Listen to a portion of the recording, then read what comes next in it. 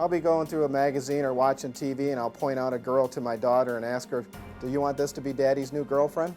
Rick puts those half-naked women on our desktop computer screen to make me upset. Clearly, my kids can see it. Karen thinks me putting pictures of half-naked women on the screen is inappropriate for my children. I don't think it's inappropriate. And for my kids to see it, it's hurtful. Sometimes when my daughter's acting up, I'll call her a bitch. My husband, Rick, had called my 4-year-old daughter bitch because she threw up all over him. When my wife Karen and I fight, the children usually end up seeing it. We don't think a divorce will work for us because she needs me to take care of the kids. So you think, and be honest about this, that's all you can be. You think seriously that if you could just run your agenda and she would do what you want her to do, when she wants you want her to do it, the way you want it done, that this would just be fine. Everything would just smooth out and everything would be fine. Yeah, a lot of it has to do with how I say it too. I mean, if I'd ask instead of told, she said it'd probably be better. But I've tried that. I've asked. You know, you can only ask so much. And after a while, I just get upset and I just start telling you. And I agree. I'll admit it's in a bad way. I know I'm saying it in a bad way, but I don't know what else to do. When she had babies, the motherly instinct should have kicked in. You know, I used to cook. Now you're going to tell her how to be maternal. Well, that's what they always say. They say Who's once they? Where do you get this information that you use as the basis of your philosophy for family management? I'd like to know where you just point that out to me. Doctors say, oh, the motherly instincts will kick in. She'll know what to do. Because they always ask you, where are you getting this? You say, I'm right. If she would do what I want, we would be fine. Where are you getting this information?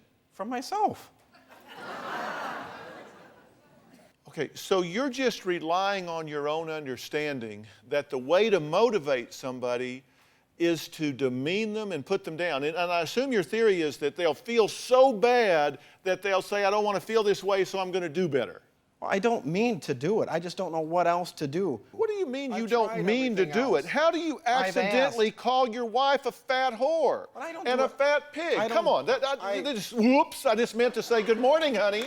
And it just slipped out, you fat whore? I hate it when that happens. Well, a lot of times we're just joking around, and sometimes it doesn't even bother her because she's used to it. I'll bet that she has turned a deaf ear to it. Is there ever a time that you're called a demeaning and degrading name that you're happy to hear it?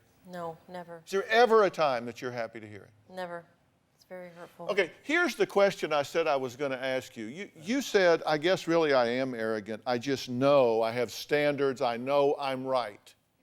Okay, if you're so smart, then how come your marriage is in the ditch?